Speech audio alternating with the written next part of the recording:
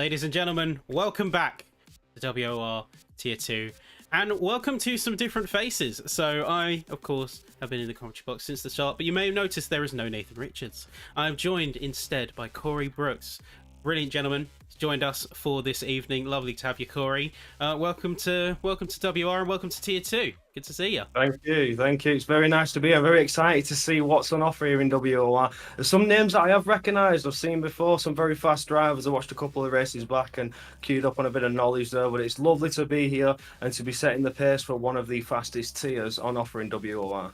Yeah, and it's going to be some tight racing tonight. We're going to have nothing but absolute anarchy on the track, as everyone is going to be scrambling to get those quali laps and just scrambling to get those positions, because this is the early stage of the championship. Keep in mind, folks, as we head over to the calendar, we are on round 4 tonight. We just came out of Belgium. Quite a heated championship battle is already brewing in the wings, and with round 4 of 11 taking place this evening over at Brazil, it's going to be pretty fun. You can see the standings here. We've got JST and Andre Molnar neck and neck, as they are both sat on 43 points, with Joel Marquardt sitting on a very comfortable 39 just behind. But interestingly, we are not seeing JST or Andre Molnar racing here tonight. That's going to shake up the championship quite a bit, isn't it?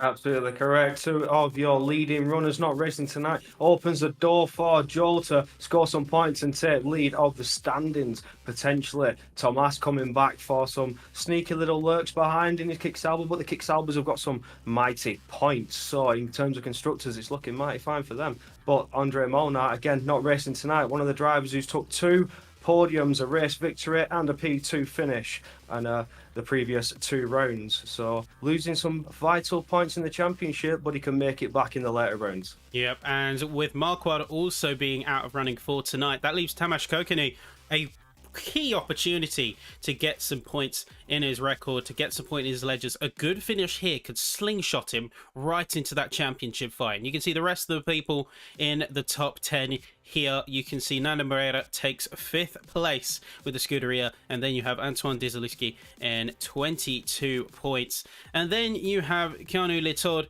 Joe Hannon, Xbox, and Gabriel Quintino. A lot of reserves we're actually seeing on this standing sheet. Goes to show that both maybe some of our mainstay drivers haven't had the opportunity to fully commit, which is fair. It is the summertime after all. It is the summer season. We do see some people going on holidays, having their personal commitments, but it also shows that the reserves are just as vital to a championship fight, just as vital to a tier as the mainstays. Absolutely correct. The reserves there. Joe Hannon was sitting on a podium in round 1 in Australia, so showing that even as a reserve you can get yourself into the fight and get some good points for your constructors, but hopefully waiting out for that sweet full-time spot if it ever opens the door and you've got the points there. It's looking good in your favour. Yeah, well, we're just waiting now to see if we are getting into qualifying. But of course, we are headed to Brazil this evening. It's 15 corners, 4.3 kilometers, and a track steeped in history. But you don't need me to tell you that. You can just look at the kind of layout we're dealing with. So very high speed for that first sector before you snake up the hill, back and forth. Lots of camber, lots of vertical change. And a lot of drivers are going to be having to lean into that, whether that's for attack, defense, or getting some really strong exits. Particularly turn 11, you can mistake that for a roller coaster. Absolutely. You need to keep it nice and steady as you go through the second sector. It gets very tight and very twisty indeed. The track starts to narrow in those corners, so not a lot of overtaking opportunities, but you can always wait it out for that long double, triple left-hander, should I say, in the third sector, which opens the door for maximum speed with the DRS. Yep, and that double DRS zone, say turn 1, and then heading straight out of that first chicane, the long left sweep. We could easily see cars hitting 180, 190 miles an hour in some cases, depending on the setups that they're running. We're going to be jumping on trackside very, very shortly, folks. You do not want to miss it tonight. It's going to be absolutely brilliant. And we are going to be jumping in now. So remember, short qualifying, 18 minutes, and a limited amount of runs for these drivers to get the time that they need. Usually you see 4 to 5 runs But with it being Brazil, I think we're going to see a few drivers stretch the limits just that little bit more tonight. Absolutely, you can only hope that they try and push those limits. It's a very short lap, like you say. It's drivers getting around here very, very quickly. So as we move on into the qualifying session, we should see the times getting mighty close with the fine margins. So you need to gain all you can. But again, 5 runs certainly on the table, certainly on the card. Such a short lap indeed. Yeah, well, as we jump in now, we're going to be jumping into the quali session in full. My camera is having a bit of moment, which is usually the indication that it's good time to get in there. And we're going to be on board first thing with Joris Krozen. We're going to see what he can do here. First driver to set the benchmark. Absolutely, we're on board with the Alpine driver as he's just coming round in turn 7 there, I believe, as he's one of the tighter sections now as you come. Oh no, he's coming round into finish second set to get onto that long straight, generating that tight temps. He's weaving left and right, really trying to get the tyres warmed up to get that first lap on. But he now sets his sights on getting all the exit speed he can and get himself settled for the long straight. Gets the rear wing open now to push on towards the line. It's very long here. It's also a place you can maximise and overtake. Somewhere you can gain a lot of overspeed, but Powers slams on the brakes into turn 1, keeping it tight to the apex, does well not to go off the track as he comes around turn 3 into the double DRS zone, as we mentioned before, the second DRS zone available to you, swinging you down to finish your first sector to 16. So he's looking 16, missed the final time there. But he's doing fairly well to keep it within track limits, pushing very, very hard. It is only the first lap, so there is still more time to gain as the track evolution happens. The tyres lay down the level of rubber as the laps are completed. More drivers flooding to the track. Yeah, everybody's now on the track, so that's nice to see. Everybody looking to maximise that. Looking good. And you can see Krozen now coming up to the end of the lap, heading into Jinsao for turn 12 before a foot to the floor dash to the very finish. Let's see what we can do here. It's going to be maximising. You can see going full deployment on the batteries, absolutely sinking everything into this final surge to the end. Of course, track evolution is going to see the times drop, but it's a 106.5 in terms of your initial. Is there any going to be a challenge? Matthijs van Erven is going to be a 0.581 within the 10th, but not quite gravy just yet. Gregory Zibel is going to be a 0.747. Tamas Kokeni, 0.612. Nana Moreira, Joe Hopper, 0.784, 0.844. Few more cars now coming through. We've got Kick Sauber coming through. Quintino, 0.508. Those times are dropping absolutely at a rapid pace. Larry Tilke, 0.026 is in the 107s. He's going to certainly be looking for a little bit of improvement there. That's going to be Leroy Brown also coming through. Riley Mackay, 0.693, less than 100th of a second away from Hitala. Some beautiful laps coming in indeed. Everybody getting mighty close together. You see, only separated by 2/10 from P1 down to P7. So it's mighty close between the top runners. We see another driver jumping up the order. It was Keanu Leotard. So it's another driver jumping up into the 2/10 gap. Qualifying first runs are looking mighty fine, but the weather was looking a bit dull. If I say at the start, there was a bit of cloud, but the sun seems to be shining down on the track now, so the track temperature should improve. The tyre temps should warm up a bit quicker and they'll be able to send them a little bit more. But as the drivers now complete their first laps, flying all into the pits, a couple of drivers have not done a good lap. For example, double out lap potentially for Julian Klaffenbach. The McLaren there is now pushing. That battery is now active. Coming round towards turn 6.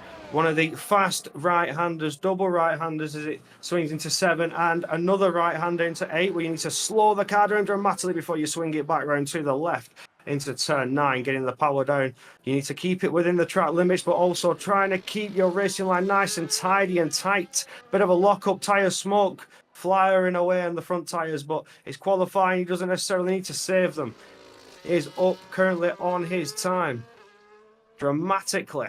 Could the double out lap be the strategy? Did he get the tyre temperatures puffed away as he opens the rear wing now and sets himself onto the final straight, maximising the speed to the line, and it's only good for 8th position. It's a 106.7, so he's still within a striking distance to get further up the field, but Only P8 for now.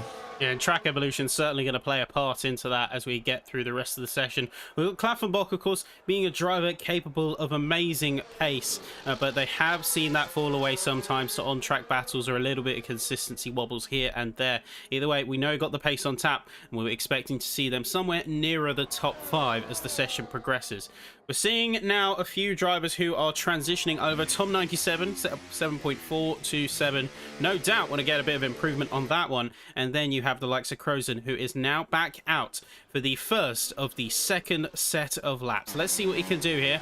Of course, trying to channel the temperatures into those softs as quick as they can. You want to be around 75 to 80 degrees when you start the lap, because by the end, a full push lap, you're going to be teetering around the 90-95 degree range. And you can see he has hit that. So looking at his tyre temps, being very observant of that as we head into the first corner, into the center S. Downhill on the left as well. Use the camber and use the altitude and direction change to your advantage here before you hit the first DRS zone. It's technically the second DRS zone of the start-finish straight, because it starts at the end of the previous lap. So despite affecting this lap, it's technically DRS zone 2, contrary to what many may think. But we come into the second sector now and into the more technical section of the course. Few drivers seem to drag that front left tyre, or front right tyre, sorry, a little bit as they go into that first right hairpin, and even getting a little bit of a lockup, although that could be visual. Maybe speaks to just how tight some of these corners are. But either way, sector 3 now, Jinsao, and then a straight shot to the finish. Power all the way through, rely on your aerodynamics, dump the battery, anything you've got left, give it absolutely everything. As we come up to the line now, what's Crozen going to do? He's currently P2. Is he going to make it pole? It is 0.411 for the Alpine. Alpine setting an absolute stonking lap though, dramatically improving on his time and taking P1 away from Gabriel Quintino. But Quintino is on a lap. Could he improve? He's currently up by around about a 10th as he's getting himself prepared to dump all the battery. Like you say, drain everything you have, open that rear wing. Really rely on the aerodynamics to send your car to maximum speed as he powers down towards the line, and it's only good enough for P3. He's been jumped by Matthijs van Erven. Yeah, Matthijs got a really good round of particularly the third sector, it looks like, as Quintino did drop a little bit of time in turn 12, and that seemingly carried through to their later pace also. Got a few improvements across the board. You got Hitala, just went into P4. You got some of the Mercedes coming up as well. Say Leroy Brown is on a lap. Tom 97 just about to start one. We got the teammate of Joris Crozen, Keanu Litour, also on a run, but unfortunately invalidated. Looking like they're also having a little bit of connection issue. You can see that car stuttering and jittering around the track. That's going to be something that other drivers in the race are going to be very concerned about. Absolutely correct. You can really put them off if they think that car's right in front of them and all of a sudden jitters a little bit closer to the front wing. They're going to want to back out and avoid that contact. They don't want to get themselves in an unfortunate sticky situation and potentially pick up that damage that could affect their race dramatically. So it's going to put a lot of pressure on the drivers just to be a bit more wary of that lagging, stuttering car, as you say. You need to have their wits about them and be on full focus. Yeah, full focus is the name of the game, especially for someone like Tom 97. 4/10 off P19. He knows he's got to make an improvement, and quite a substantial one at that. But things so far looking pretty good. Times are looking fairly on point relative to the competition. You've got a couple of tenths dropped in sector 1 and 2, but can he at least make a solid time out of this one? It's going to be a 0.183, so he improves by 1/4 of a second, but still not enough to make a position. He's got 8 minutes to go, so he's going to have at least 2 more runs, but things aren't looking good for Tom 97 here. Oh, the Mercedes certainly struggling in the with the current pace on the track. He's still a 10th away from jumping the Aston Martin in P19. It's a disaster for the Mercedes driver. He's really struggling out here in Sao Paulo. I don't know if it could be setup related or he's just not as switched on and can't get the lap in, potentially struggling in certain corners. So I've been told that he has got 20 minutes practice as opposed to other drivers who I'm assuming have taken much longer So maybe that is a factor in, and I know he does also do a lot of things on and around the league racing calendar for that matter. So we'll see how he fares in this round, but as far as early predictions go, it looks like Crozen, Mackay, Van Erven, Quintino, Hitala, they're your top 5 currently, and with about 7.5 minutes to go, they're looking like they're all in a very strong position. You've got a few more drivers who are out on out laps, and some drivers who are completing or in progress of laps, like Riyad Sprogis. They are going big on their push here, and also, they recently announced their departure from their team, so they're going to be looking to prove themselves tonight as a solo competitor. Absolutely.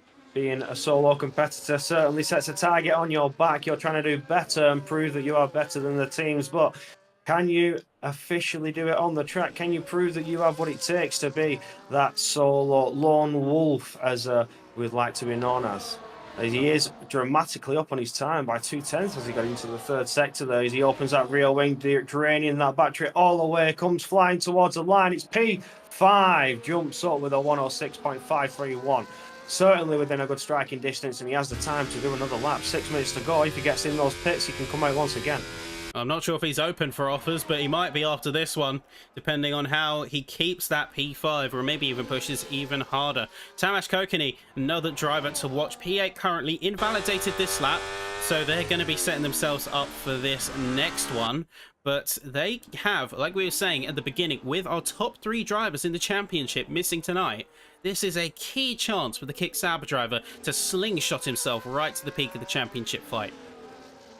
Absolutely correct. He's on 27 points currently, and the leader's on 43. So, with a perfect race, he will level the points. At least, if he gets fastest lap and takes pole position, he will jump ahead. Let's see if he can do just that. We're going to hang on board with him for this lap as he crosses the line now, giving it full beans. 8th gear, nearly 200 plus miles an hour as we come through to the first couple of corners. The Senna S looking very clean, very tight to the apex at that. Quintino has just set a new benchmark, a .388, a very impressive run from the V-Carb. But is that going to be challenged by Kokeni? Unfortunately, not looking like the best first sector. They are down about half a tenth. So whether they keep that momentum or manage to pull it back, let's see what they can do here. Coming up to the more technical section of the course, deep into the apexes, really get as much of that curve as you can without unsettling the car, because in such tight cornering, it's going to be very rough for him. Crozen, .372, looking very nice as well. So that's another game of leapfrog from the top drivers at the sharp edge of the field. Is Matthias Van Erven going to counter-attack? We'll see that in just a second. But for now, Tamas Kokeni, remember, .4 is where he wants to be. Is there going to be enough for him there, or is it going to be walking away outside of those front few positions? It's only going to be P9 for the Kick Sauber.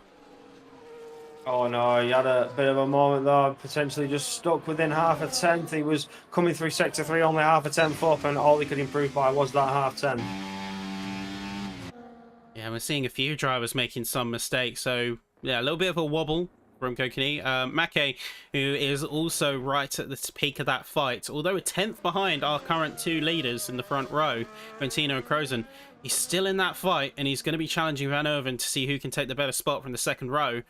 And he's invalidated this lap. Van Erven's headed into the pits, but now is going to be that crucial final send from everyone here. You can see they're all heading into the pits. They're trying to see who can get a good amount of balance and a good bit of momentum. Curiously enough, Tom97 was on what looks like a decent lap prior, and has got an improvement to a .975. So they're in our 106s, but still near the bottom of the field. So improvement is always welcomed here. Only a few drivers remain on track, although that is going to change because Klaffenbach is heading into the pits along with Kokeni and others.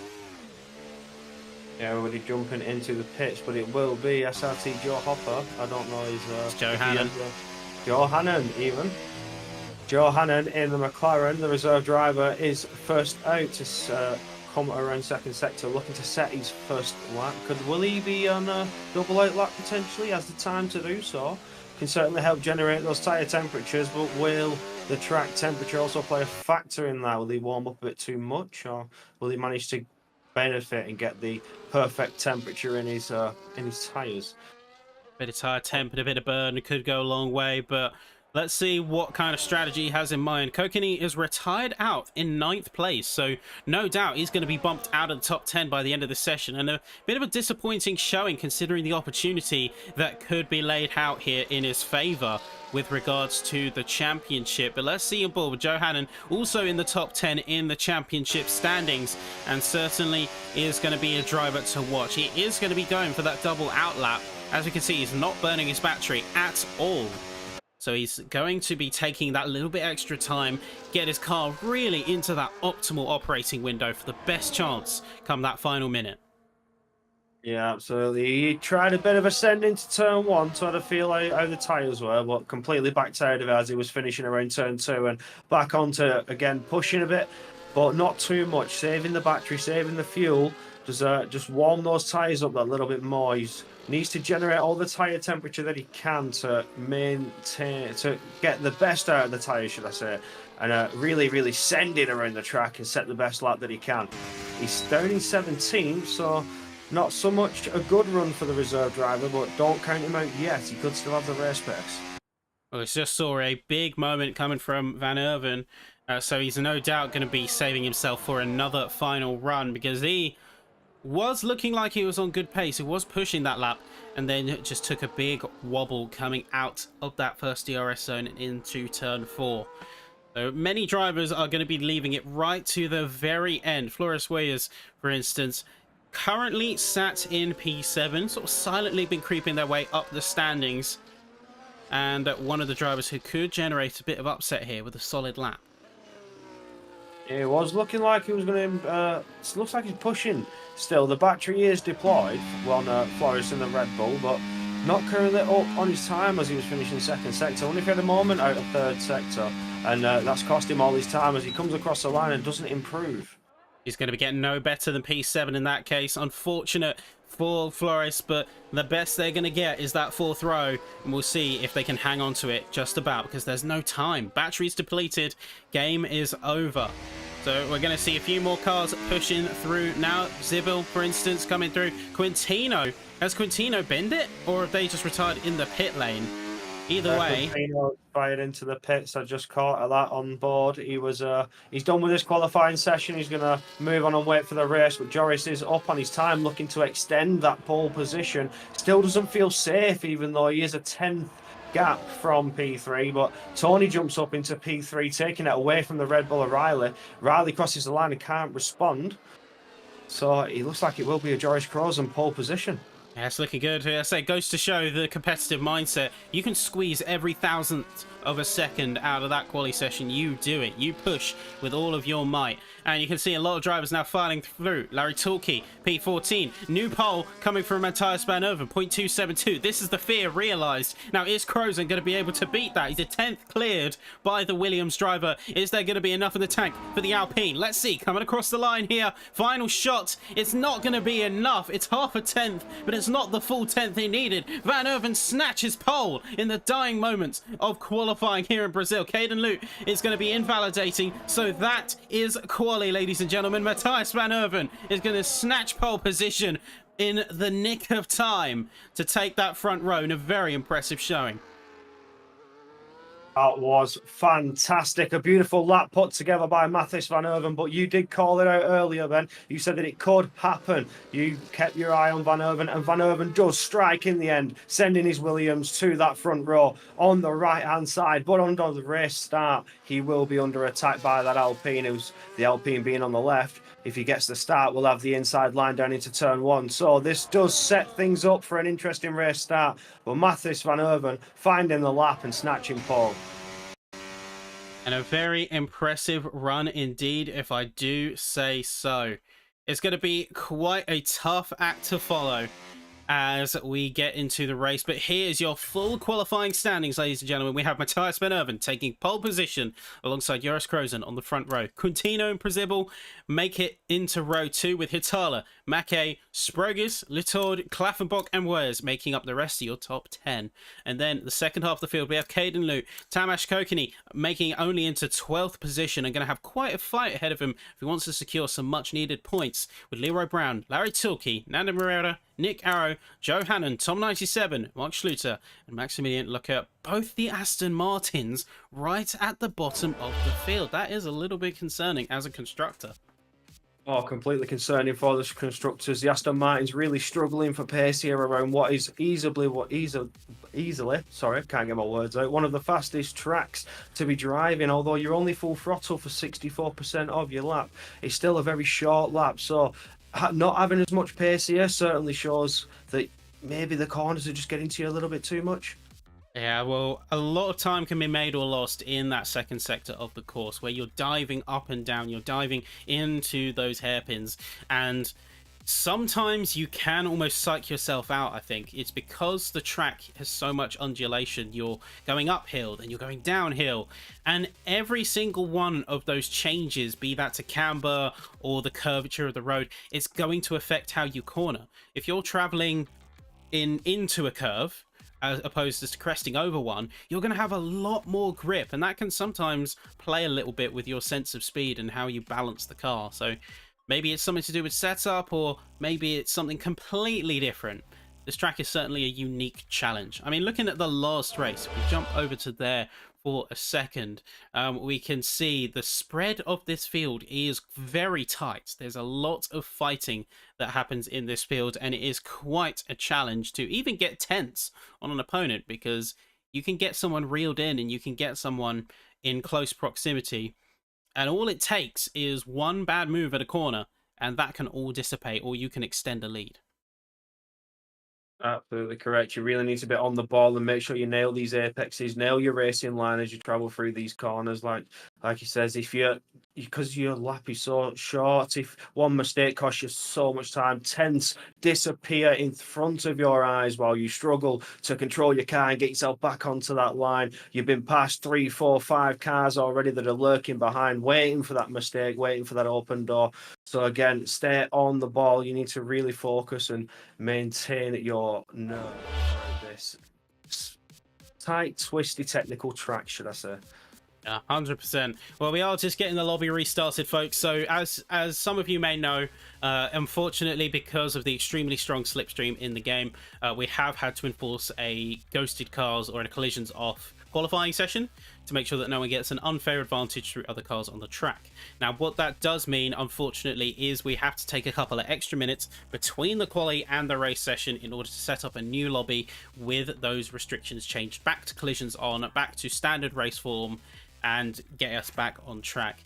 It's just one of those little things that we had to work around, but at least we are in the correct cars again. We're not running the F1 World Car anymore. We can see the drivers for what they're driving, that we can fully have the Constructors' Championship back in full swing with the colours and with the liveries adorning the vehicles. So it's nice to have that back, but yeah, that is just a little bit of a workaround that we have to make a compromise on, and in name of competitive integrity. And also, while we are here, folks, while we are waiting for that to get set back up, support the people who support us. Gridfinder, Next Level Racing, really happy, really proud to have them as sponsors and people who we have worked with seasons in the past and continue that partnership with to this day. So be sure to check them out and get yourself on there. So Gridfinder, they're great for advertising leagues, finding new leagues, regardless of the game. And of course, Next Level Racing do brilliant rigs, both worth checking out for whether you're into, say, getting into league racing or getting better equipment for league racing. They're great to have. With that all being said, though, lot of drivers that are going to be walking away with a bit of a unique perspective coming into the race session. Now, I'm keeping an eye on Krozen just because he looked so dominant throughout that quali session, and then in the final moment where it counted the most, Van Erven completely swept the rug under his feet and he couldn't retaliate. No, he couldn't indeed. But with that being said, Van Erven was sort of just outside of the top three all quality, and then just in that final lap managed to snatch it away. So, is that earlier laps respected to his pace? Was this just like a lucky one lap wonder? And Joris is going to be all over the back of him, putting the pressure on and taking back lead of the race. Somebody's been dominant all qualifying session. But it was quite a gap, around about half a tenth separated those front two. But then from P1 to P3 is a full tenth. So it's very, very close in qualifying. Yeah, I think that, well, Van Oven is a strategic driver. Above all else, he knows what cards he has in his hand, and he knows how to play them. I think that kept that close proximity and then pumping everything into the final lap is almost a way to psych out your opponents. Now, with that in mind as well, I am looking at a couple of the other drivers who made it in that sort of top bracket. We have Quintino, of course. We have many others who deserve to be called for their brilliant driving. Zibil, for instance, P4. Really great stuff there from him as well. So both of the Williams cars are looking very strong in tonight's Brazil race. And we've got, say, the likes of Tony Atala just making it in that top 5, of course, SRC. And to say, so, we have also got some esports pedigree in this lobby as well, don't forget. This is the prospective breeding ground. This is that crucial link between full-time esports and, say, the league racing scene. You get drivers who are development, drivers who are reserve. Heck, you even get some drivers who are stepping in time to time, and some of our tier 2s going to tier 1. So a lot of cross-pollination there, and it goes to show the level of skill that's at play. Absolutely correct. Some very, very fast, very talented drivers here, all hungry for race victories, all hungry to get themselves up to that fateful tier 1. And when they really show the pace in the racecraft in races like these, it does certainly open that door to get yourself up there. Again, like you say, esports, it sets just outside of professional esports to some of the drivers that could potentially make it in there. This is certainly the place to get your name made. Yeah, and folks in the chat, those who are watching, we're just about to get into the race now. We're just getting final drivers and settings locked in before we ready up and we get trackside. So let us know who you are rooting for in that chat. So I'm seeing some support for Quintino. I'm seeing support for a couple of other drivers as well. So let us know who you're rooting for tonight's race. Corey, who have you got your eye on for tonight? I'm going to keep my eye on Van Erven just to make sure that it is not just a one-lap wonder. He can really put the pressure on. As you say, he's a strategic driver, so certainly strategy is something to watch out for in the Williams driver. But Joris, again, looking strong all qualifying, could be on for a win. And Gabriel had pole position for quite a while there until we got into the final closing laps of qualifying. So again, another driver. It's a firm mix between three that I want to keep my eye on, but I think in terms of predictions, I think this could go the Alpines way. It's Joris. Yeah, that's fair. So we are just waiting for one more driver now. I'm just getting the confirm on what's going on, and then we will be going racing in full. So it's going to be a good one tonight. I'm already excited for it. It's going to be quite a dynamic race. Certainly in those first few laps, everyone's going to be scrambling for positions. I'll tell you one driver that I am worried for. It's going to be Latour, because the last time we checked in on Keanu, they were having a bit of lag issues and sort of jumping around the course. So I'm worried for them both in terms of the race performance, because if that's what we see, no doubt Keanu's going to have it much worse, because Netcode's going to be doing some smoothing there. But also for his opponents that are around him. If you're trying to fight for space, like trying to go side by side with Keanu here, you go around a corner. If he's having that, you don't know if he's going to pile straight into you or if it's going to go around the corner smoothly, and it's going to psych out drivers from actually going for attacks.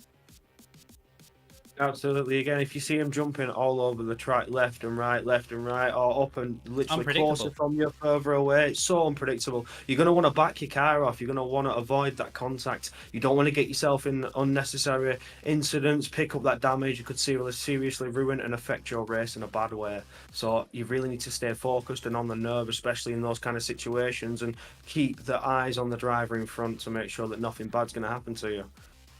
Well, there you go. Well, we are loading now into the race, folks. So get those predictions in, get those sort of rooting cries for your drivers in the chat as well, and give a special shout as well to all of the race engineers and all the supporters of those drivers as well, because I don't think they always get the love sometimes. So whether you're race engineering for someone or have race engineered in the past, extra shout out to you, as you deserve just as much love out there.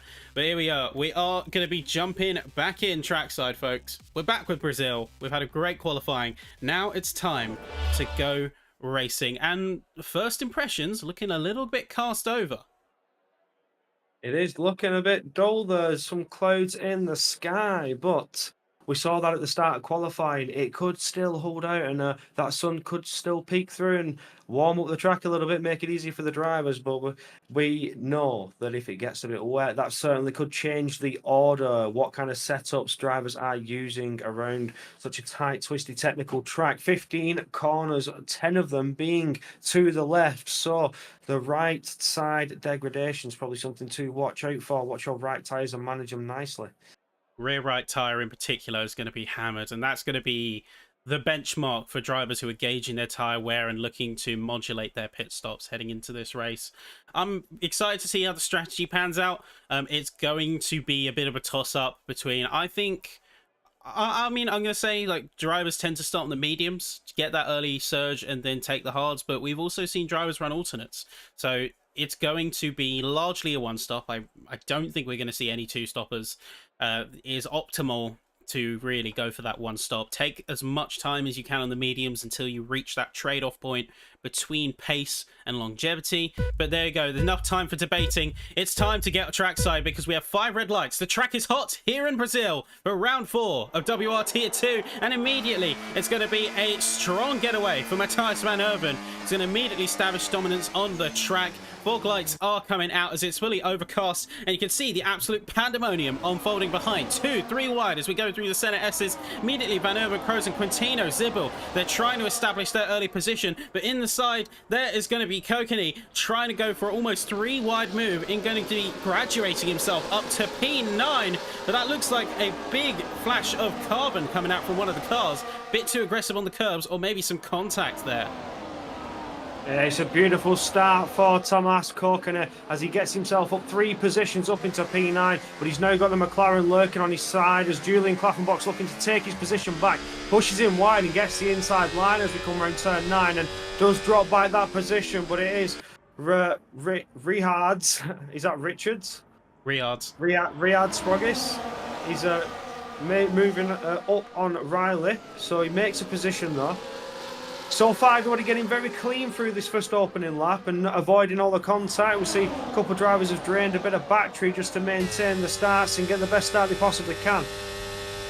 Yeah, pushing hard in these early laps, that's the name of the game here. And we're immediately seeing some of that come to fruition as Quintino trying to pressure that advantage with the mediums and pressure Krozen into 3rd place, but it's not going to happen. That Alpine is remaining steadfast in 2nd. It may have got Irvin with a little bit of a better start from the Williams, but he's not going to let himself drop any further, and this is really ideal for him. If he can leverage those hards in a sea of prime mediums to keep them back, he's going to be served much better in the second half of the race and strategy. Absolutely, keep those hards going. If you can maintain the pace and keep up with those medium runners, you'll get them medium tyres at the end of the race in the second stint, and you can really push on those and try and use them to your maximum advantage. Gain the advantage on the harder tyre while you still have them. You gain the advantage, then settle yourself into a position. We're seeing some of that happen further down the field. As you can see, Nando Moreira, he's been pushing consistently for positions. He's already made up a few, and he just went for another on Larry Tulke. So he's really pressuring hard to try and get his Ferrari up into maybe even the top 10, as we're seeing the top 10 have fights of their own. We see Flores Wears, after a not so strong qualifying, is trying to get those positions back in the race. Very nice move on Keanu Latour, who seems to be a little bit more consistent now that we've got into the race, but he's not going to be letting that one go down easy. The Red Bulls are together, the Hasses are together, but they've just been displaced as Klaffenbach has thrown himself in between the two, and Joris with Quintino continue to fight at the sharp end of the grid. There's a battle out in the lead, but Julian Claflin in the Mercedes has made up quite, in the McLaren has made up quite a lot of places. He's looking to try and come back into the fight. He dropped off the start, but he's now coming back to make some moves and get himself up into the potential podium position. The McLaren's pushing mighty hard on those medium tyres. The battle at the front only keeping them slowing down to allow the cars behind to close up and potentially get themselves into a podium snatching position. But the Red Bull of Flores closing up to his teammate there. He did burn a lot of battery in the first 2 laps, dangerously trying to recharge and stay close with his teammate, potentially gain. He is on the medium tyre, so he did have the advantage, but those hard tyres now certainly warmed up and ready to go. Should be certainly a threat. Yeah, see the battle raging on at the top 5 as well. Klaffenbach and Hitala coming to blows, and it is going to be Klaffenbach who's briefly coming out on top, but it's a double coming from both of the Hasses. They're coordinating together, and Sprogis is in fact going to come out on top, but Klaffenbach's not done with it yet. He's going to continue that fight, continue that pressure as we come through turns 4 and 5. It's going to be 6 for the McLaren with Hasses either side, and he's stuck in the middle with them. Now McLaren is looking mighty around Sao Paulo today. He's really put the pressure on the Haas drivers, with the Haas coordinating very well, keeping him behind, stopping him from gaining any more. They're keeping their positions, but also stopping the attack of a mighty McLaren who's looking to potentially get himself up onto the podium. Quintino closing up behind Joris, but it is still Van Erven leading the race. Yeah, Van Erven really establishing that dominance early in the race here. But keep in mind, they are on the medium, so they are going to tail off a little bit earlier than Crozen is. So Crozen is still doing an immense job of defending, and he's going to be, in fact, going for the lead, though not before Quintino has his say, and he's going to be pressuring all on his own to make it a double through the center S's. Can he keep it? Quintino with a beautiful move though going into turn 1. Again, comes through the centre S's and he's now under pressure as the Joris, the Alpines lurking behind. Those harder tyres certainly warming up and getting into an attacking position. The compound starting to work effectively as he's getting mighty close. He will benefit from the DRS as we get through sector 2 where he gets into sector 3. So hopefully we'll see another move for the lead, but Matthijs Van Erven just lurking behind on the medium tyre. Has the tyre advantage so far, the medium certainly being a quick tyre, but the hard's not doing too bad to show some pace. Can Van Erven do a double move like Gabriel Quintino has done the lap before? I'd actually say Van Erven should hang behind a little bit. He shouldn't push too hard, and he should let the two ahead of him fight. Wait for that open door, wait for the opportunity. We are getting onto the DRS straight down towards the main line, going into turn 1 towards the centre S's. We see a late move from the Haas as well, trying to send it up onto a podium position. It's Rihard Sprogis looking through the centre S's, still side by side, really trying to fight the Williams and Matthijs.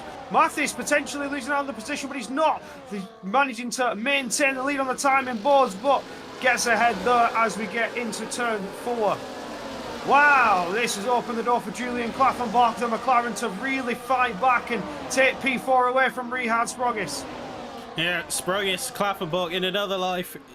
Great rivals, but here they are leaving no love lost on the table here as we got a yellow flag. That's Flores.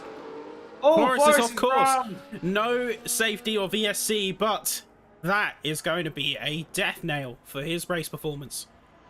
The Red Bull having a stinker there, getting himself in what could potentially have been a moment off the track, but he hasn't lost out too much, still 2 seconds behind, but that is quite a gap now. He needs to push very hard to try and get back inside that huge DRS train of 19 drivers.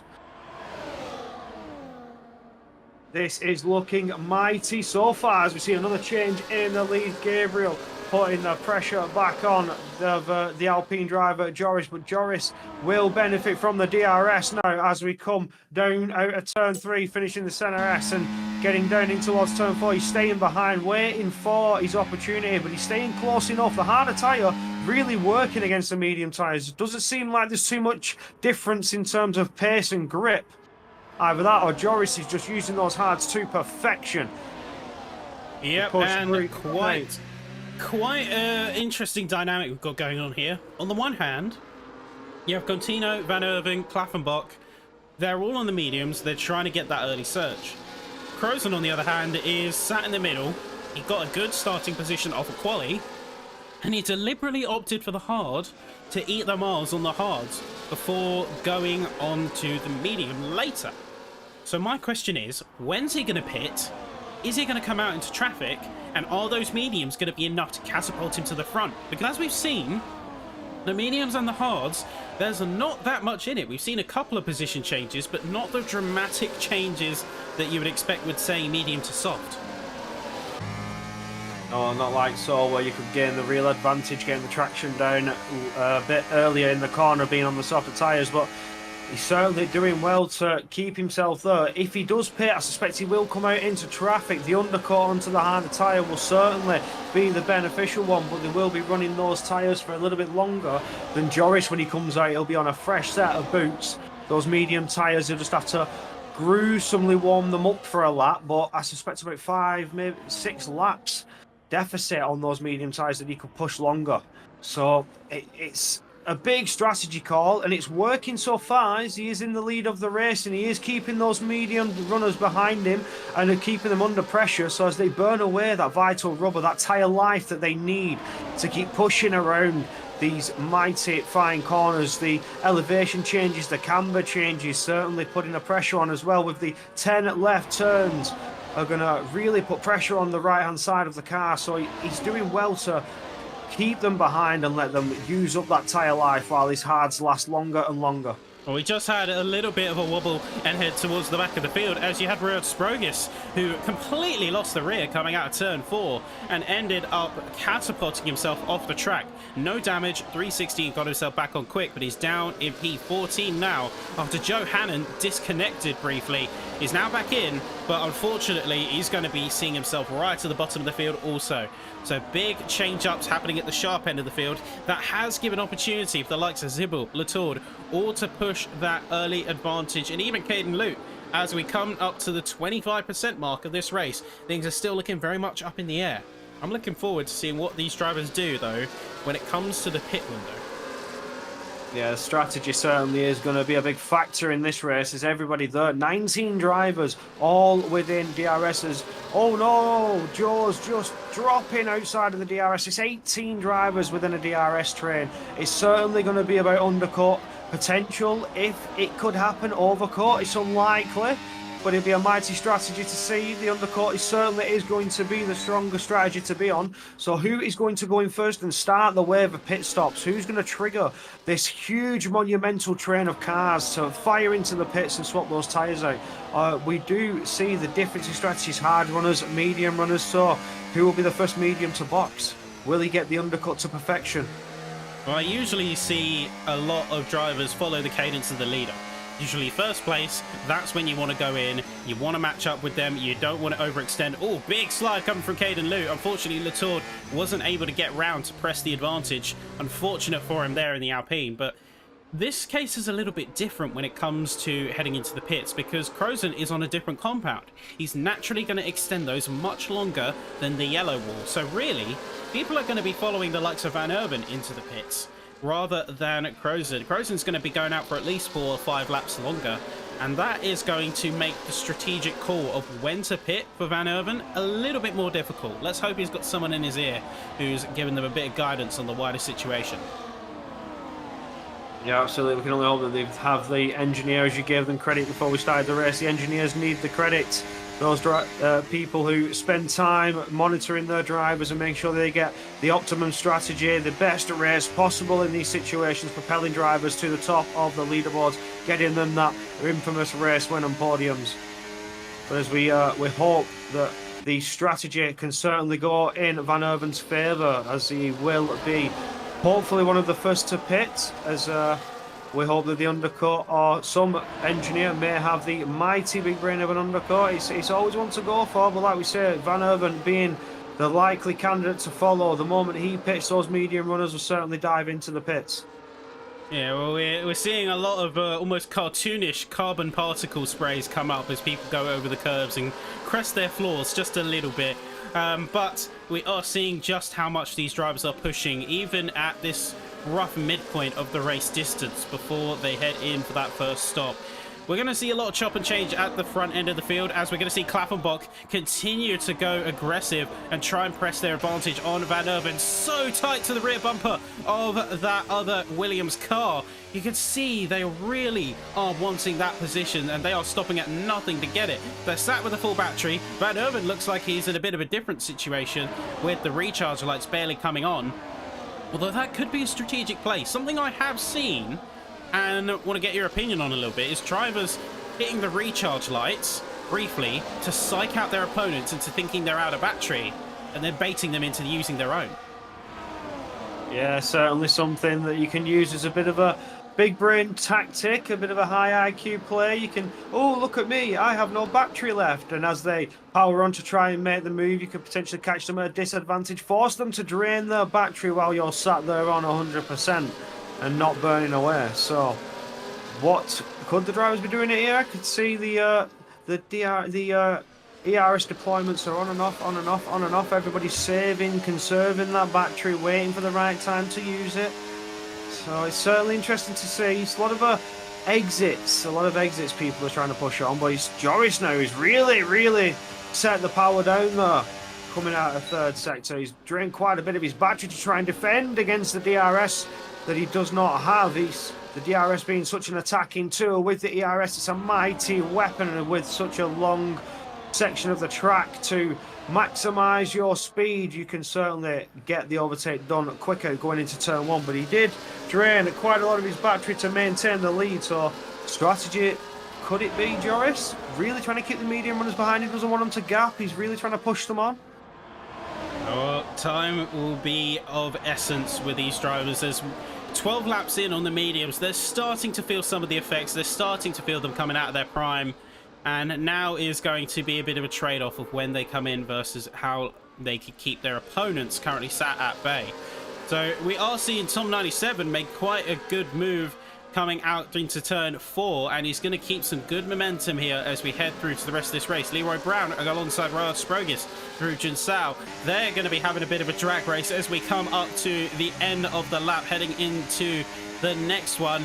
And whoever wins this is going to be chasing down the likes of Moreira. But Moreira, Quintino, both now heading into the pits alongside Tamas Kokeni. So first 3 drivers now pitting in. Leaders on the mediums, staying out a bit longer.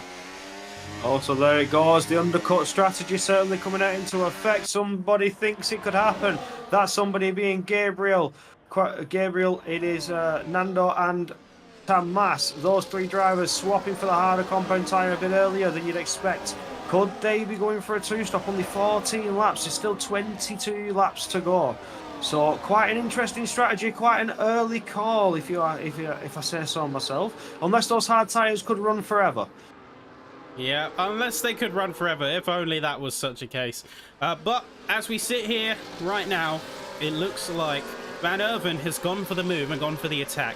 If I do have any cracks in my voice or briefly go weaker, I do apologise, folks. I still am in the midst of recovering from tonsillitis. There's still a bit of an issue there, so I do apologise for that. But Van Erven makes no apologies about the pole position and now the lead of the race, which he's going to be sacrificing in a bid to go for tyres heading into lap 15. So all of those front medium runners are now in the pit lane. Is Weers and Joe Hannon going to be doing the same? No, they are not. They're going to be taking those mediums a bit longer, but all of the medium runners besides those 2 are now in the pit, so that just leaves those on hard tyres left, and Caden Liu is looking to immediately take advantage of that situation by putting the pressure on Zibbo. Absolutely. You see the drivers there, the rest of the medium runners apart from 2, diving into the box and trying to cover off that potential undercut that was coming their way. Is it still a bit of an early call? We can only wait to find out in the closing laps as they get underway on their second stint. But for now, it's the fresh boots, the fresh harder tyre, and as they push on to try and get the best exit they can and prevent what could be a master undercut. We look on to Keegan Lutz, who's looking to potentially get himself into a nice position. The harder tyre still working perfectly at this current stage of the race. 15 laps. 14 laps completed on those tyres as we cross the line to complete 15 laps. They're still looking mighty fine. Yeah, the other thing to keep in mind is now that we are back in the traditional constructors cards, there's no wild card in terms of double stacking on a pit stop. You know who your teammate is, and you know who you have to avoid synchronizing your pit strategy with in order to avoid that crucial double stack. We're already seeing in the new pack near the bottom a bit of chop and change in terms of position. We have got Klappenbach going for not one but two overtakes heading into lap 16 here, with that McLaren looking very nice, very clean, as Van Erven is gonna hang back. He's not going to be pressing to try and keep that advantage. Larry Tulke, Tony Hitala having a drag race of their own through that DRS zone into turn 4, and it's going to be Tulke at least holding the advantage for the time being. Oh, mate, he's side Tom 97. He's side by side coming round Riley McKay. Gets it past the Red Bull driver, going to finish second sector. Finishing turn 11, round turn 12. It's a nice move from Tom 97, getting himself up there in a potential higher points finishing his Mercedes. Had a bit of a struggle in qualify, but he's certainly making moves out here, but he's yet to box. So those positions are yet to fall behind as those fresher, harder tyres start to set the faster laps from the drivers behind. Well, Sprogis just going for a move on Leroy Brown. So the Mercedes reunited in 6th and 7th. And they maybe coordinate and work together. They're on the same tyre compound. They're on the same strategy. So they can coordinate a little bit, work together, use each other to their advantage, but also avoid each other's pit windows. This is what we were saying earlier. You have to be careful so that you don't fall into each other's pit window. You double stack, you can say goodbye to at least one of your race efforts. Absolutely, the time loss will be too much, and now all the positions you have gained previously in your first stint will be taken away from you. Such a time loss when you double stack. You have to wait for the driver to get his tyres on, jump out, but now you can coordinate with your teammate. You know who you're driving with. Hopefully you have already pre-planned your strategy with your teammate beforehand and there's no issues along the lines. But the Mercedes drivers are in front of each other. Who is going to be first in the pits? The harder tyres still going strong, 16 laps in. So Crozen is just going to forfeit the lead of the race to Gregory Zibil. Vlocce Academy driver now bumping himself up into the lead of this race as we have now hit the halfway point. We are on the 50% mark, and this is going to be that turning point for the hard runners. How far are they going to be pushing mediums? Flores and Johanan, they're both still on those mediums that they started the race with, so I can only imagine the kind of tyre wear they're dealing with now, not to mention thermal degradation, because it's not necessarily the tyre wear that's the problem, it's managing your thermals with so many corners that put stress on particularly the rears. Absolutely correct. Again, you're really trying to flat the corners, you're trying to maximize all the speed you can. The thermal degradation is high, especially around a track like Sao Paulo in Brazil. It's known for its high track temperatures. It's certainly going to be a factor. You need to manage those, but they're doing well. 17 laps on these medium tyres. How much longer do they expect to go before they enter potential puncture territory? It's interesting to see what kind of strategy they are opting for. They're really pushing late on the mediums, trying to maximise what could be the tyre life of the hard compounds. I don't see a medium soft being the one to go for. It's typically only around the 80% mark you see delamination and things like that, but I don't think that's going to necessarily be on the cards. We have a retirement in the pit lane, and that is going to be Maximilian Luckert. So one of the Aston Martins who we did see at the bottom of the grid in the qualifying, I think they've just turned it in. They've decided that tonight is not their night. They're going to be hanging it up, save the car for the next event, as it were. Yeah, just get yourself into the pits. You've made an effort. You don't feel like you could have too much of an effect on the race going forward. Drops it into the pits and saves the car for next week. We're seeing the bottom of the field. A lot of driver pairings are coming back together. So we have Larry Tulke and Tomasz Kokeny.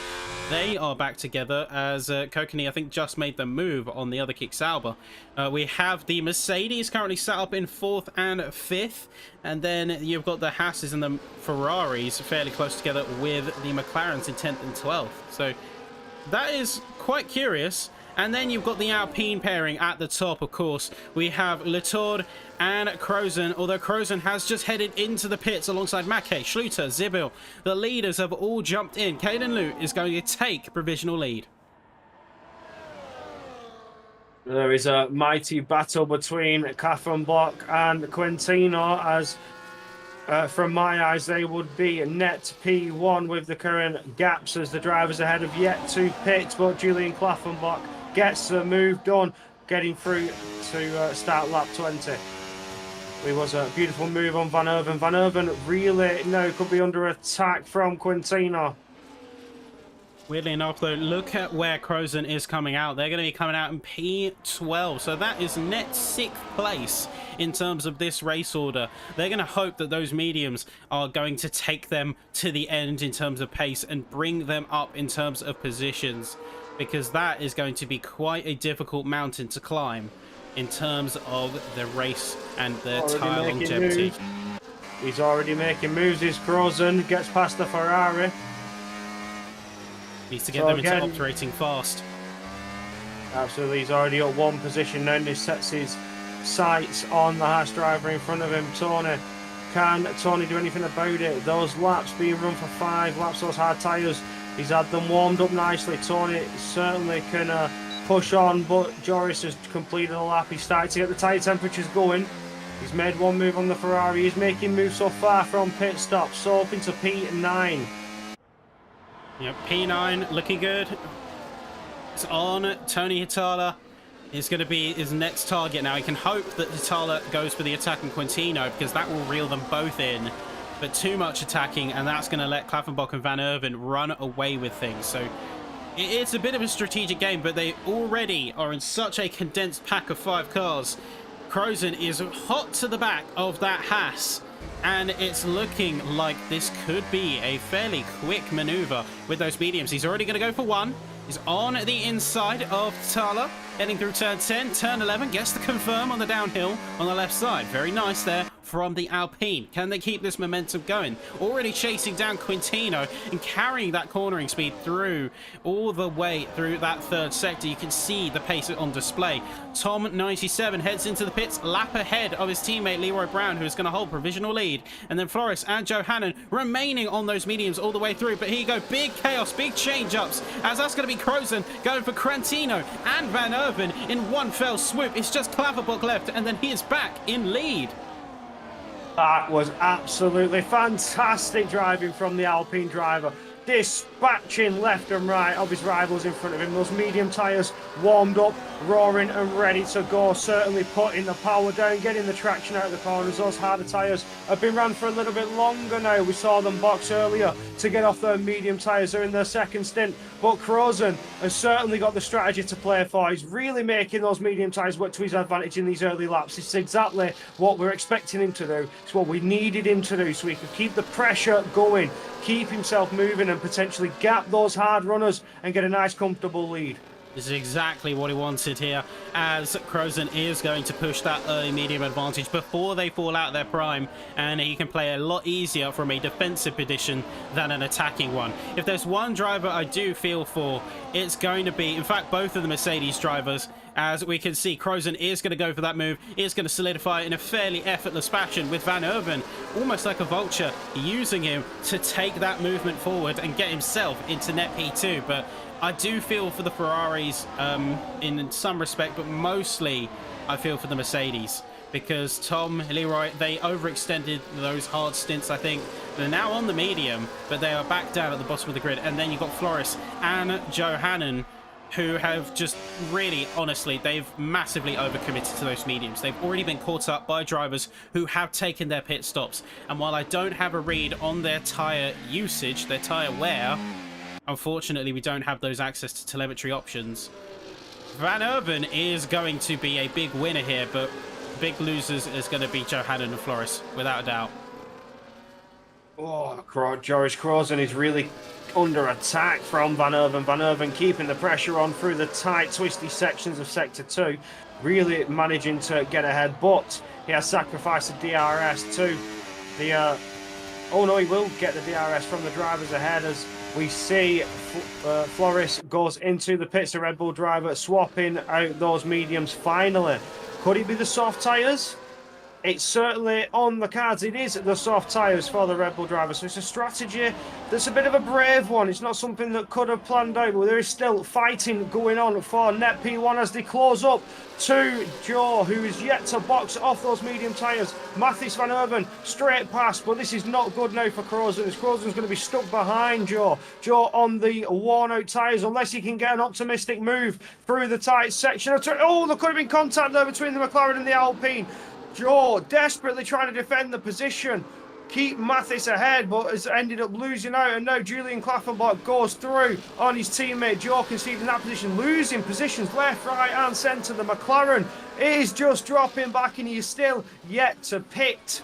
He's completely been caught up. This is not a strategy that's going to work in his favour. There's a Ferrari round and to the back. It's Nick Arrow. Gets himself going again. Yeah, not looking good for him. But at the top, we have Mathis van Erven really putting down quite the pressure on Crozen, and he's playing this smart. This is the strategy coming into play. He knows that those mediums are going to lose their prime. So if he can keep that pressure, it doesn't let Joris gap, then he's going to be in a much stronger position to attack when he comes to the final 5 laps or so. This is his strategy in full force. We see Johanan is just going to go straight to DNF, cut out the middleman, is not going to be continuing with this race, leaving just the McLaren of Klaffenbach in 3rd place remaining from that constructor's suit here. Looking good here for the top 5 in particular, but Crozen needs to get a bit of a gap going from Van Erven if he wants this strategy to work. Van Erven has done well to disrupt, but he just needs to keep this going a little bit longer. Otherwise, Crozen is going to get away. Crozen is starting to bridge that gap a little bit. We see 6/10 though. It was almost 7/10, but Van Erven had a nice sector 2, managing to not let it get ahead. He's still balancing between 6 and 7/10, but now Van Erven will benefit from the DRS and be able to close that gap up a little bit more.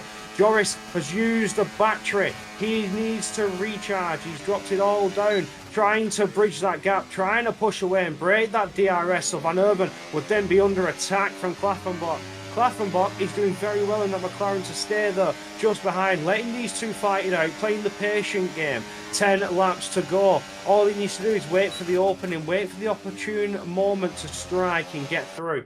He will benefit. He does have the most battery from the front too.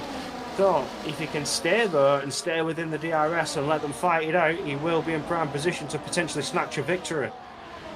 Well, this is where also we can even see a little bit of chopping and changing between Crozen and Van Erven, because if there is a battery difference, then that is just going to set himself up to fail at the final stages of the race. Oh! Big moment for Rihard Sprogis. He was off the track, smashing through the boards on the side, the banners on the side. Gets himself back on the track, but he has dropped 2 positions. Big moment, potential contact and being off the track. Ooh, not good for the Haas driver. Luckily no damage though. He's managed to keep his car intact and in one piece. So he's not going to be suffering long term, luckily, but he's still going to be a bit of a hit to the talent and a bit of a hit to the confidence as we come in to the final 25% of the race very shortly. You've got the RBs who are fighting for the same amount of space. You've got Quintino on 13-lap-old hards with Caden Lute on 6-lap-old mediums. Who is going to yield? Is there going to be a yield? Remember, even if they are sharing a constructor, there's no love lost, and that's certainly proven as Caden Lute has to go wide. That's to go wide, but it is Gabriel Quintino still trying to maintain the push. He's now opened the door. Keaton potentially under attack from the Haas. The Haas takes the outside line going into turn 8, managing to gain the position on the V-carb coming through turn 9. Does get it done, but can Keaton Lutt do anything about it to respond? Not sure what's going to happen in terms of a response, but Keanu is going to be stressing, and big slip coming from the Alpine of Latour there, and Caden Lute is going to immediately take advantage by, oh no, that's not Lute, that is going to be Quintino. He's going to go straight through the sliding Alpine and make it a double overtake in fairly quick fashion. So great press of the advantage there. Crozen, in meanwhile, at the top is going to be fighting with Klaffenbach, who is going to be now pushing him firmly back down into P3. The 2 hard runners of Van Erven and Klaffenbach have taken things into the race of their own. The medium runners have had their time. There is a mighty battle at the back of the field for the lower points positions for P10, 9 and 8. It's all going down. Tamas Kilkenny is under huge attack. There was a colossus battle going through the entire first sector there on lap 28. That was mighty. I was on board with it all. That was crazy. But it is Tamas Kilkenny who will stay where he is and defend those positions. We see a Haas rounded into the wall. That's Hitala. That is Hitala into the wall. Unfortunate for him there. I'm not sure if there was contact or if he just pushed the throttle a bit too much and steered his car around. But either way, he is well out of it here. Nick Arrow is going to be our third retirement of tonight's session. He's not going to be continuing, quitting out just at the end of lap 28. And now heading into lap 29. It's going to be just positional trades between the two hard runners now, with Joris Krozen seemingly hanging off and sticking behind. I think that battery deficit you pointed out earlier, that cost him fairly dearly. Is he going to stay there, though? I'm not too sure. Coming up to the DRS, it's going to be a bit of a peek in from one side. Hitala is now going to retire as well, making it 4. I'm not surprised after that incident. And then it's going to be a bit of a stalemate for at least a couple of laps. Yeah, this is where they need to just try and stay within each other and keep those batteries at full charge. You never know when you're going to need it for the attack. 7 laps remaining. So in these closing 7 laps, we're going to see the drivers really try and work those tyres and manage them to their advantage. So as we get into the final few laps, they'll be able to push. Disconnected. He's ghosting through cars. We have a disconnect. Oh, wait, no. It looks like he's back in it. He just briefly disconnected through his teammate in the RB. So I'm not exactly sure what's going on there, to be perfectly honest, but seems like he's back. Krozen's trying to make the move. Van Erven getting through, gets through, but the Ferrari, Nando looking to come in and snatch a potential P3 away, but it will be Joris Krozen who's trying to fight it back against the Ferrari. Joe's get the move done coming out of turn 3. The DRS is open, but will the Ferrari responding to turn 4? He is still close enough, but he does not do anything about it. Stays behind in P4. Another retirement, this time Mark Schluter making it both Aston Martins now out of this race.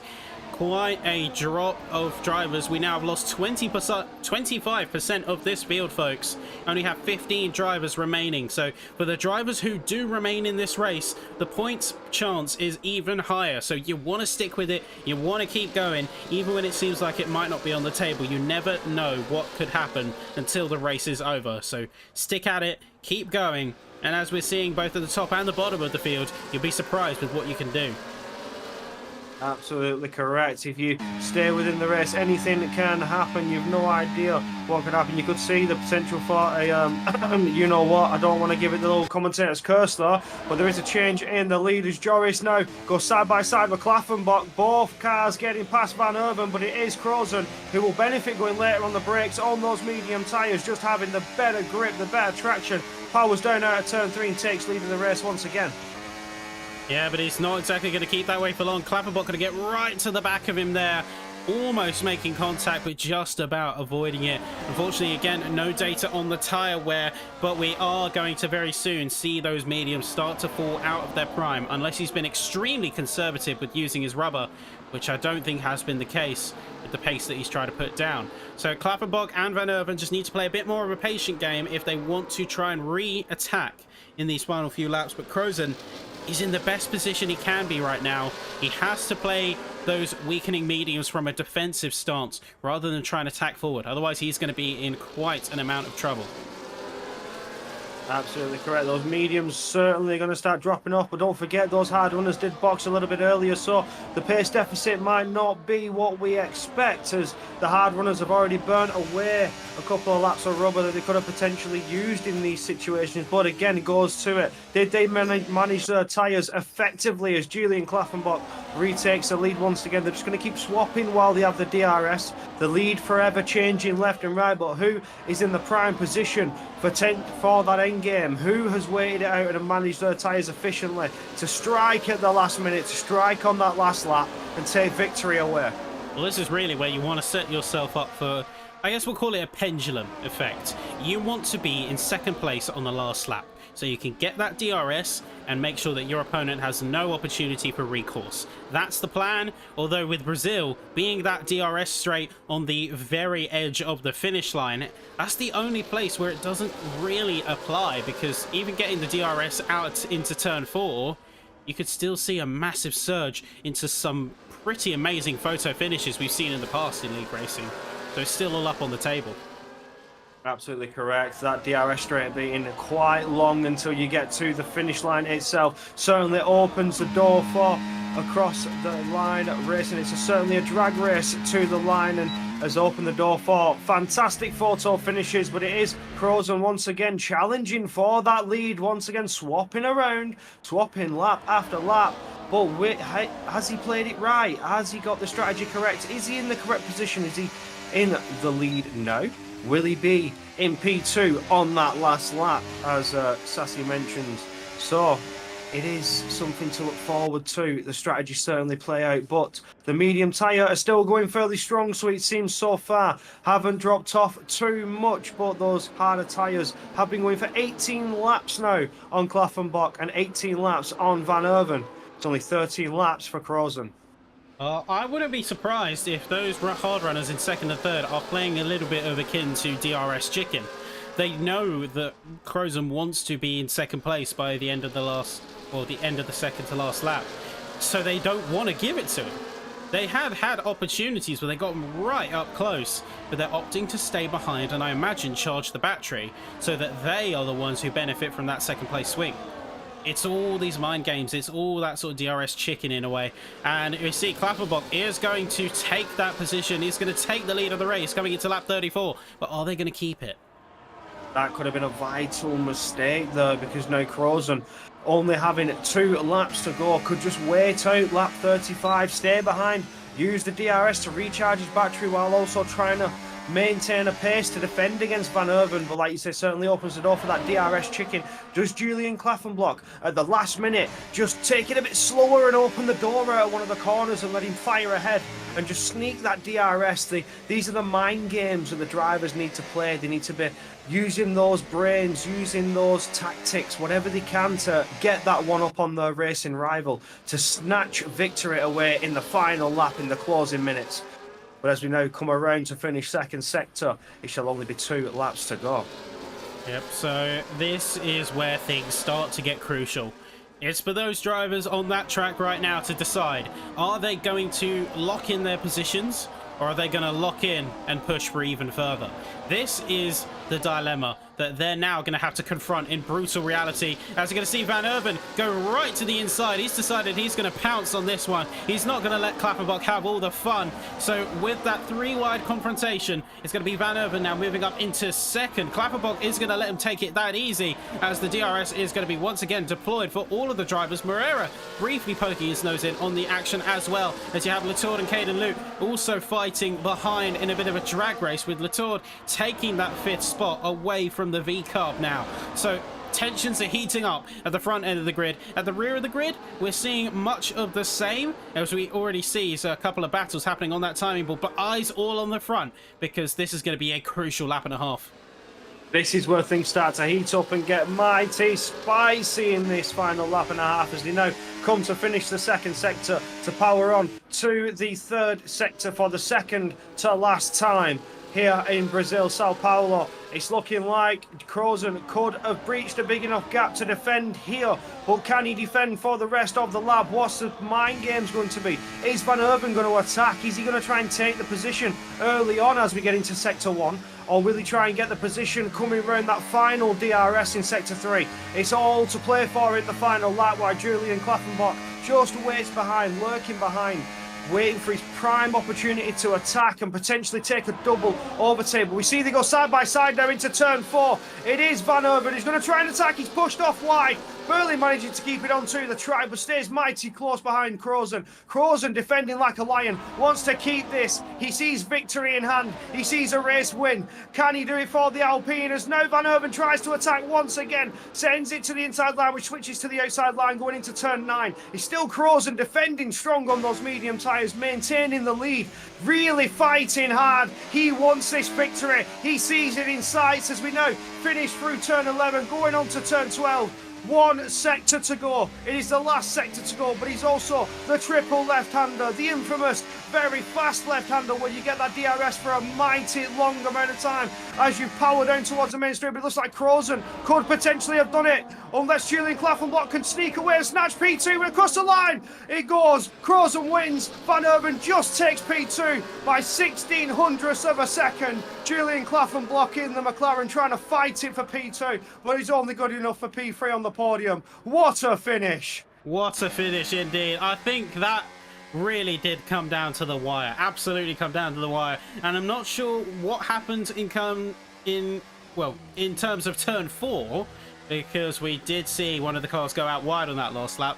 But one thing's for sure, they fought to the bitter end. And one thing I am curious to know, and hopefully we'll get a chance to talk to them, is their perspectives on that last lap, because of course Klaverbock going for that last minute send, Van Urban fighting alongside Crozen, and then Crozen trying to get that gap early, about 0.6 of a second before the others started to reel in and eventually come side by side, but didn't want to let it go. I'm very curious to see their perspectives on each of those incidents, not incidents per se, but their perspectives on those last couple of laps. Absolutely correct. That was mighty fine as Crozen takes victory here for the Alpines. Certainly get some good points in terms of constructors. You're on with Mattis Van Erden taking P2, who was under attack at the end from Claflin-Block. 1600ths of a second just separating them as they power down towards the line. Claflin-Block trying to snatch that P2 in the closing minutes. Nando doing very well to get his Ferrari up into P4 and get some nice points. Lutard in P5 doing it well for the Alpines. Good points for constructors in terms of Alpines and team. The V-Carb, Keedon getting himself well up into P6, of Leroy Brown in P7 for the Mercedes. Riley McKay for the Red Bulls in P8. Gregory in P9. Again, Williams just a few extra points, but it's Van Erven doing it for the Williams this race. As Tomas Kokene, who we would have hoped could have snatched some infamous points in terms of standings and get himself up there in potential lead, just barely makes it into P10. There you go. Rest of the standings now say Quintino, Tulkey, Tom97, Sprogus, Wales, and then you have the bottom 5 who did not make it to the end, unfortunately. It's always a shame to see drivers who don't necessarily make it to end. My camera is lagging a little bit behind. I do apologise. It always does this with the F1 game. It unfortunately has a bit of a struggle processing both of them at once, despite my machine being more than powerful enough to handle the two. But we are going to see if we get a chance to talk to any of our drivers following that race, and hopefully a few of them will pop their heads in. I mean, what are your thoughts coming out of that race, Corey? That was absolutely fantastic, if I say so myself. Certainly a mighty fine race, constantly changing out for the lead. The DRS train of 19 drivers, everybody being so close together, fighting very hard, trying to keep themselves within a striking distance. And of course, the photo finish to the line with Claflin-Block and Van Erven. Certainly a race that you would want to watch back in future. Mighty fine action all around, and certainly sets the benchmark for what you expect in Tier 2. Yeah, and of course, we are here live on YouTube, but if you want to look at any other races from the season, or you want to check out some of our other tiers, be sure to do so on the YouTube channel. Give us a bit of subscribe and like the stream, of course, if you enjoy what we do here. I'm not seeing any of the drivers popping into the interview box, so we'll give it a couple of more minutes, but thinking ahead into the rest of the season, we are, of course, looking forward to Qatar, the Losail circuit. What's your opinions on that one, Corey? Very, very fast track. A lot of corners. The tyre degradation is certainly going to be high. It's also a race that's run at night. We like to see tracks under the lights. It's going to be a lovely bit of scenery change. It's also a very colourful track, this game of cycle around. So a lot more colour, a lot more appealing to the eye, just like Spa's. It's had its reskin. You would have seen Belgium last week. So certainly nice colour changes on the tracks. But for these drivers, with this pace, it's certainly going to be one to watch. I don't know what the driver's going to be like. This was a very technical track, so being another technical track like Qatar, certainly could see the same specific drivers up into the mix, or we could see the returning 3 leading drivers in your championship standings come back for another clash and extend the standing lead. So I'm expecting something to be very interesting, but I'm looking forward to seeing it. That is a fact. Yep, as am I. It's going to be brilliant as the rest of the season unfolds. It doesn't look like we are actually getting any of our drivers, unfortunately. A bit of a shame, but never mind. And I'm sure there's going to be plenty of tension and discussions to be had with some, because, well, it's league racing. You're giving it 110%. Tensions are always going to run high, and tensions are always going to be in the heat of the moment. It sometimes can get a little explosive, but that's just the sort of the fiery, I guess I call it the fiery passion of drivers. You're free to call it whatever you like in the chat, but this is where we are going to wrap things. So, of course, keep tuned in, because the rest of the season is going to be just as, if not more, exciting. We've got Qatar and Abu Dhabi in the next 2 weeks before we take a week's break and then rejoin for the rest of the season in Italy, Bahrain, Mexico, Saudi, and then rounding off at the end of September with Japan. So you won't want to miss it. It's been brilliant all around. Before we log off and clock out for tonight, I do want to say special thank you to Corey. My camera is still lagging, but hopefully when it eventually arrives, you can say I've been massively appreciative of you coming in on the commentary box on really short notice, to be honest. So wanted to give special credit and special thanks to you, mate. Hope you've enjoyed Tier 2 and what we do here at WOR. Oh, it was fantastic race to see. Certainly something I've been glad to have the opportunity to watch and commentate firsthand, to see the action live before my eyes of these very fast, very talented drivers. You saw all the action today going around Brazil. So it was a very nice race for me, and it's a pleasure to be here. And then we have it, folks. So just want to say, whether you've been in the chat, whether you've been a driver, say thank you for joining us as always. Be sure to support the people who support us, the likes of Grid Finder and Next Level Racing, who you hear a bit more from in just a second. But for tonight, we are going to be counting ourselves out, and we will, of course, see you next week. And it's going to be even more exciting racing to come. We're going to see you in Qatar, folks. Take care. Goodbye for now.